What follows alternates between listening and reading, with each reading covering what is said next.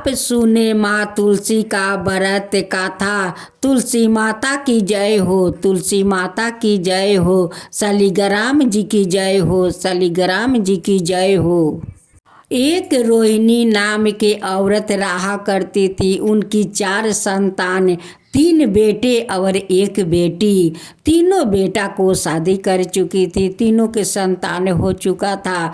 बेटी अपना ससुराल में रहा करती थी। दोनों जेठानियों को तो 2-2 संतान हो चुके थे, लेकिन छोटी देवरानी का कोई संतान नहीं हुआ। उनकी शादी का 2 साल हो गया, लेकिन कोई संतान नहीं हुआ। 2 जेठानी थी, वो तो पूजा पाठ नहीं करती थी, लेकिन छोटी देवरानी हमेशा माँ तुलसी का पूजा किया करती। छोटी देवरानी का नाम रूपाली थी। रूपाली सुबह उठकर माँ तुलसी का पूजा किया करती और बाद में जाकर सारा घर के काम कर लेती। रूपाली जो सुबह उठकर माँ तुलसी को जो पूजा करती, उनकी जेठानी लोग पसंद नहीं करती। कहती कि ये तो सुबह उठकर माँ तुलसी लगा देती है, अब पूजा पाठ करती है।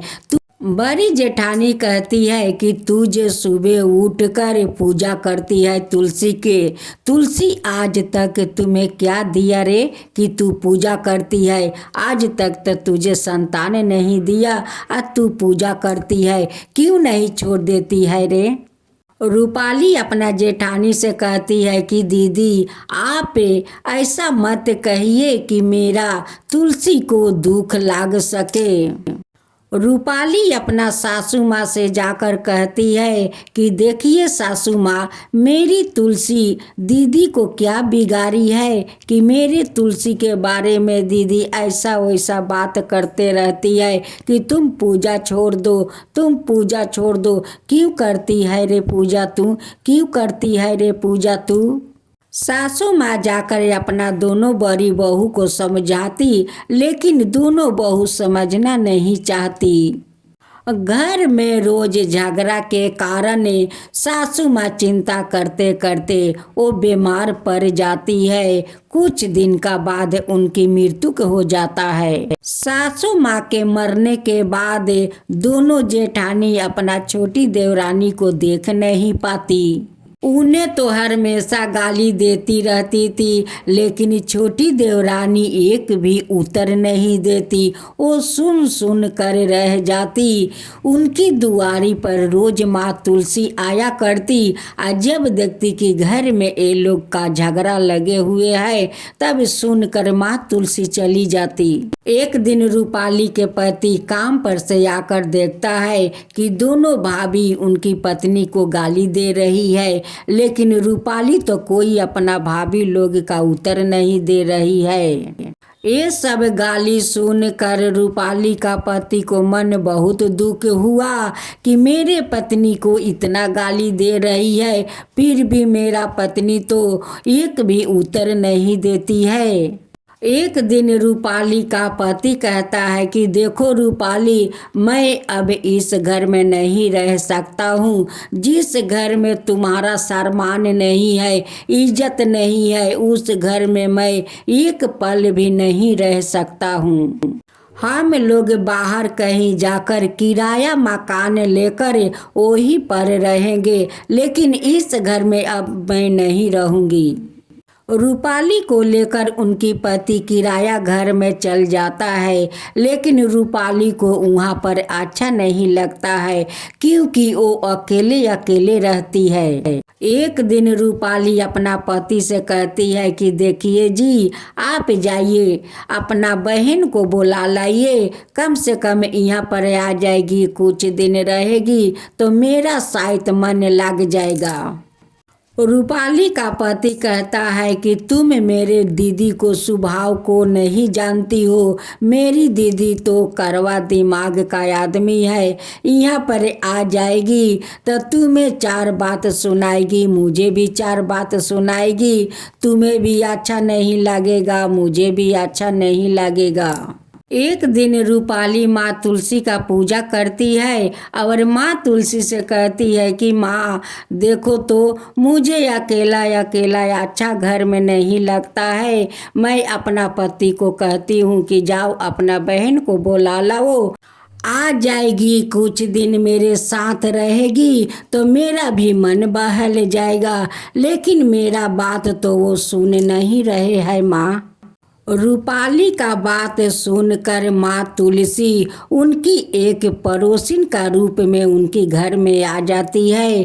आधा घंटा तक उनके साथ गप्पा सप्पा मारती है और फिर चली जाती है। रूपाली कहती है कि बहन आप हमारे घर आती है तो मुझे बहुत अच्छा लगता है आपसे बात करके, आप रोज आइए मेरे घर। उनकी बहन एक आदमी से खबर पेठाती है कि जाकर मेरे भाई रौनक को बोल देना कि 1 सप्ताह के बाद मैं आ रही हूँ, वो मुझे लेने के लिए बस स्टैंड आ जाए। उस आदमी आकर रौनक से कहता है कि देखो तुम्हारा बहन मुझसे खबर पेठाई है कि 1 सप्ताह के बाद वो आती है और तुम उसे लेने के लिए बस स्टैंड चले जाना। रौनक अपना पत्नी से जाकर कहता है कि देखो तुम मेरी दीदी को नाम लिया और दीदी को आने के लिए खबर आ गया। अब तो ये बात सुनकर रूपाली बहुत खुश हो जाती है कि अच्छा होगा, दीदी आ जाएगी तो कुछ दिन तो मेरा साथ तो रहेगी, तो मेरा मन अच्छा से लग जाएगा और मैं अपना दीदी के साथ अच्छा से व्यवहार करूँगी तो क्यों नहीं मेरी ननद मुझे मानेगी। तब तक माँ तुलसी उसी पड़ोसिन का रूप में आया करती और रूपाली से बहुत सारा बात किया करती। रूपाली को तो बहुत ही अच्छा लगता उनकी बात सुनकर, लेकिन रूपाली का तो पता नहीं था कि जो उनसे रोज मिलने घर में आती है, बात करने आती है, वही तो माँ तुलसी है। जब तक रौनक बस स्टेशन पहुंचता है उससे पहले उनकी दीदी पहुंच गई थी। रौनक को देखते ही दीदी कहती है कि क्या रे रौनक, इतना देर क्यों लगा रे तेरे आने में, इतना देर से आता है मुझे लेने के लिए, घर में क्या कर रहा था, खाना बना रहा था कि तेरा इतना देर हुआ। रौनक कहता है कि नहीं दीदी, आने में थोड़ा सा मुझे लेट हो गया। कहती है कि ठीक है उठाओ मेरा बक्सा चल घर। रौनक अपना दीदी को लेकर उसी किराया घर में आता है। दीदी देख कर कहती है कि क्या रे रौनक, तू तो महल बना लिया है रे, तू तो पैसा वाला हो गया है रे। उनकी दीदी कहती है कि रूपाली कहाँ है कि अभी तक तो मुझे गोर लगने नहीं आया, क्या करती है घर में लुका कर बैठी हुई है। रौनक कहता है कि नहीं दीदी आप बैठिए, मैं उसे बुलाकर ले आती हूँ। कहती है कि नहीं नहीं तेरा जाना नहीं होगा, मैं जाकर देखता हूँ कि वो घर में क्या करती है। जब उनकी दीदी घर में जाती है तो देखती है कि रूपाली तो माँ तुलसी का पूजा कर रही है। देख कर कहती है कि अच्छा है, कम से कम माँ तुलसी का पूजा तो करती है। रौनक का दीदी रूपाली से कहती है कि क्या रे रूपाली, तेरा दोनों जेठनिया कोने में छिप कर बैठी हुई है, क्या कोना से नहीं निकल कर आएगी, मेरे गोर नहीं लगेगी। रूपाली कहती है कि नहीं दीदी, हम लोग तो घर छोड़ दिया है, हम लोग तो इस किराया में रहती हूँ दीदी। रौनक कहता है कि दीदी ये सब बात छोड़ो, तुम बैठो, हम दोनों स्पेशल चाय और नाश्ते का इंतजाम करता हूँ। उनकी दीदी कहती है कि आगे अपना दोनों भाभी को तो बुलाओ, उसका बाद तू स्पेशल चाय और नाश्ता को इंतजाम कर। उनकी दीदी कहती है कि रौनक तू मत जा बुलाने, तेरा बीबी जाएगी। बीबी को कहती है कि क्या रे रूपाली, तू जा अपना दोनों जेठनिया का बुला कर ले आओ। रूपाली अपना जेठानी का घर जाती है और अपना दोनों जेठानी से कहती है कि दीदी चलिए ननद जी आई है, आप दोनों को बुला रही है। रूपाली अपना दोनों जेठानी और दोनों जेठ जी के लेकर साथ आती है। रौनक का दीदी कहती है कि क्या रे, माँ का मरते ही तुम लोग झगड़ा शुरू कर दिया, आलदा रहने का फैसला ले लिया। रौनक का दीदी कहती है कि तुम तीनों जेठानी देवरानी मिलकर मेरे लिए अच्छे अच्छे पकवान बनाना। अब तो जेठानी और देवरानी सभी मिलकर अपना ननद के लिए अच्छे अच्छे पर पकवान बनाती है, लेकिन रूपाली तो बहुत खुश है कि कम से कम दीदी के आने से सभी लोग का इकट्ठा तो किया है। रूपाली माँ तुलसी से मने मने कहती है कि हे माँ तुलसी, आप ऐसा ही सभी को एक करके रखिए माँ। देवरानी जेठानी पर पकवान बनाकर टेबल पर परोसी और सभी लोग एक साथ खाना खाए। रौनक का दीदी कहती है कि मैं थोड़ा पड़ोस का घर से घूम कर आती हूँ। अब तो पड़ोस के घर जाती है। इधर सभी जेठानी लोग कहती है कि दीदी तो पड़ोस के घर में गई है, ना जाने वो लोग का जाकर क्या क्या बोलेगी, क्या क्या कहेगी। अब तो पड़ोसिन लोग का भगवाने बचा सकते हैं। जब पड़ोसिन के पास जाती है तो एक पड़ोसिन उदास होकर बैठी है। कहती है कि क्या रे भाभी, तेरा क्या हुआ कि तू उदास होकर बैठी है। कहती है कि क्या करूँ दीदी, उदास होकर नहीं बैठूँ तो देखिए शंभू का बीबी है, बहुत सारा बिलाई पोस कर रखी है, घर में छोड़ देती है, मेरा तो खाना जाकर तहस नहस कर देता है। वो ठीक है, कितना नुकसान मैं बर्दाश्त करूं बताइए दीदी, मैं कितना करूं। वो तो घर में जाती है बिलाई और नुकसान कर देती है, तो वो तो मुझे खराब तो लगेगा, मैं तो दो चार तो बात बोलूँगी। कहती है कि उनकी पति जो पुलिस है उस लिए तो बिलाई को छोड़ देती है और ऊपर से हमसे झगड़ा करती है। रौनक का दीदी कहती है कि तेरा पति तो डॉक्टर है, तू क्या कम है, तू नहीं लड़ती है। रौनक का दीदी कहती है कि ठीक है, मैं जाकर शंभू का बीबी से पूछती हूँ कि क्यों बिलाई जान सुन के तुम्हारा घर में छोड़कर सामान को नुकसान करवाती है। जब रौनक के दीदी जाकर देखती है तो वो औरत आंगना में गिरकर बेहोश पड़ी है। अब तो चिल्लाने लगी कि मुनिया रे, देखे गुनिया बेहोश पड़ी हुई है। मुनिया दौड़ी दौड़ी जाती है और देखती है कि ठीक है तो वो बेहोश पड़ी है। उनकी मुंह पर पानी का छींटा मारती है और उन्हें होश में ले आती है। जब होश में गुनी आ जाती है तो कहती है कि मुझे क्या हुआ था कि आप लोग मुझे पानी का छींटा मार रही है।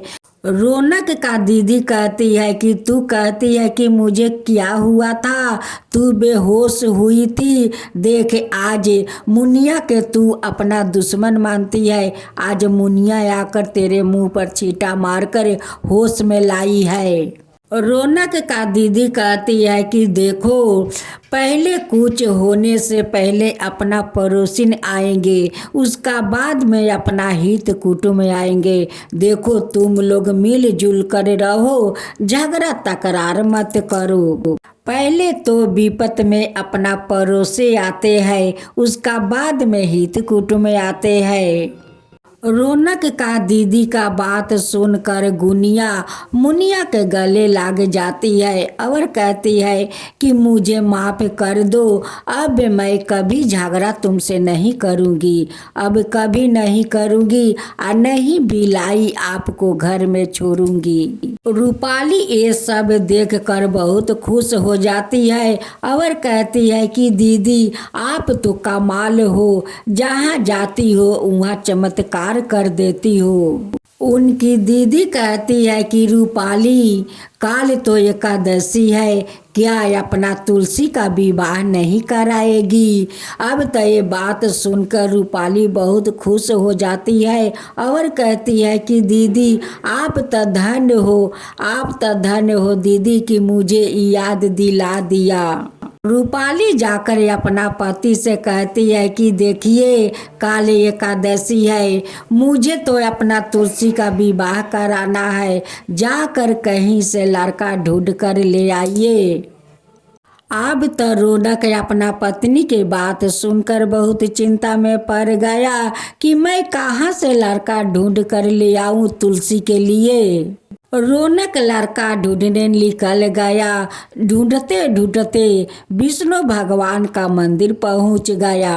अब तो रौनक विष्णु भगवान को हाथ जोड़कर कहने लगा कि हे विष्णु भगवान, मैं तो बहुत समस्या में पड़ गया हूँ, मैं तुलसी के लिए कहाँ से लड़का ढूंढ कर लाऊं। रौनक का बात विष्णु भगवान सुन लेते हैं और एक घर बना लेते हैं और उसी घर में सांवला रंग रूप धारण करते हुए बैठे हुए थे। वहीं पर रौनक जाते हैं और उनसे पूछते हैं और उन्हीं से पूछते हैं कि भाई मुझे तो एक लड़का चाहिए अपना तुलसी के लिए। बहरूपी विष्णु भगवान कहते हैं कि मैं भी तो अभी तक कुंवार हूँ, मेरा नाम शालिग्राम है और मैं अभी तक शादी नहीं किया है, मैं आपका तुलसी से शादी करना चाहता हूँ। लोग झूठ नहीं कहते हैं कि अगर भगवान मन में बस जाते हैं तो कोई न कोई रूप में वो दर्शन दे ही देते हैं। जैसे रौनक का विष्णु भगवान ने शालिग्राम का रूप में दर्शन दिया, तुलसी से विवाह करने को कहा। रौनक घर आकर अपना पत्नी से कहते हैं कि लो तुलसी के लिए मैं खूब सुंदर लड़का तो ढूंढ लिया है, लेकिन लड़का तो काला रंग है। रूपाली कहती है कि क्या हुआ, भोलेनाथ को तो रंग काला है, कृष्णा भगवान को रंग भी काला है, विष्णु भगवान का रंग भी काला है, तो क्या हुआ। विवाह का आधा घंटा पहले शालिग्राम जी आ जाते हैं, आया कर उनके अंगने में काला पत्थर बन जाते हैं। यहाँ पर सभी लोग बारात का इंतजार कर रहे थे कि अब लड़का बारात लेकर आएगा, अब लड़का बारात लेकर आएगा, लेकिन बहुत रात हो गया। तब विष्णु भगवान ने एक बूढ़ा का रूप धारण करते हुए आते हैं और कहते हैं कि लड़का नहीं आया तो क्या हुआ। अब तो रूपाली और रौनक का चिंता देख कर अब तो विष्णु भगवान चिंता करने लगे कि मेरा भक्त इतना चिंता कर रहे हैं, अब तो पत्थर से शालिग्राम रूप धारण करना पड़ा। अब तो सभी लोग देख कर कहने लगे कि लड़का आ गया, लड़का आ गया। अब तो सभी लोग मिलजुल कर माँ तुलसी और शालिग्राम जी का धूमधाम से शादी करवाते हैं, 7 फेरे लिवाते हैं। जब शादी समाप्त हो जाता है तब रूपाली अपना दीदी को कहती है कि दीदी वाह वाह, आप तो बहुत कमाल कर दिया दीदी, जहाँ जाती हो वहाँ चमत्कार करती हो, कमाल करती हो, आप तो मेरे लिए तुलसी बनकर आई हो दीदी। उनकी ननद कहती है कि बस बस रूपाली, अब इतना मेरा तारीफ मत करो कि मुझे तुलसी बना दो। रूपाली कहती है कि नहीं दीदी, आप तो मेरे लिए तुलसी बन कर आई हो, देखो आपके आने से हम लोग का सारा परिवार एक हो गया है, आपके आने से देखिए सारा पड़ोस को लोग एक हो गया है, अब कोई झगड़ा तकरार नहीं होता है। आपके आने से आज धाम धूम से मैं अपना तुलसी को शादी दिया है दीदी, तो आप तो मेरे लिए तुलसी है। उनकी ननद कहती है कि देखो यहाँ तो आना मुझे बहुत दिन हो गया, अब मुझे मेरा घर जाना होगा, मेरा भी तो परिवार है। तीनों भाई मिलकर एक गाड़ी ले आते हैं। गाड़ी ले आकर अपना दीदी को बहुत सारा धन संपत्ति देकर विदाई करते हैं। माँ तुलसी वहाँ पर प्रकट हो जाती है और उस ननद को आशीर्वाद देती है कि आज तुम्हारा आने से देखो कितना यहाँ पर खुशियाँ हो रहा है, कितना लोग खुशी मिल रहा है। आज मैं तुम्हें आशीर्वाद देती हूँ कि तुम सादा सुहागिन पतिव्रता रहो। रूपाली का भी आशीर्वाद देती है कि बेटी तू सादा सुहागिन पतिव्रता रहो, तुम लोग सूखे रहो। आशीर्वाद देकर अंतर ध्यान हो जाती है।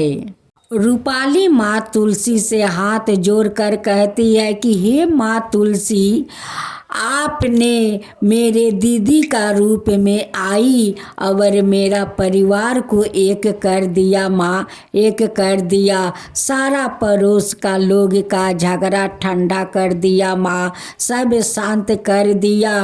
वैसे सबके करना माँ, वैसे सबका शांत करना, सबका पतिव्रता सुहाग बनाकर रखना। जो आपका कथा कहे, जो सुने, जो हुंकार भरे, जो अड़ोस पड़ोस के लोग सुने हुंकार भरे, उन सब का ऊपर कृपा करना, सब का ऊपर कृपा करना। हे माँ तुलसी, सब का ऊपर कृपा करना।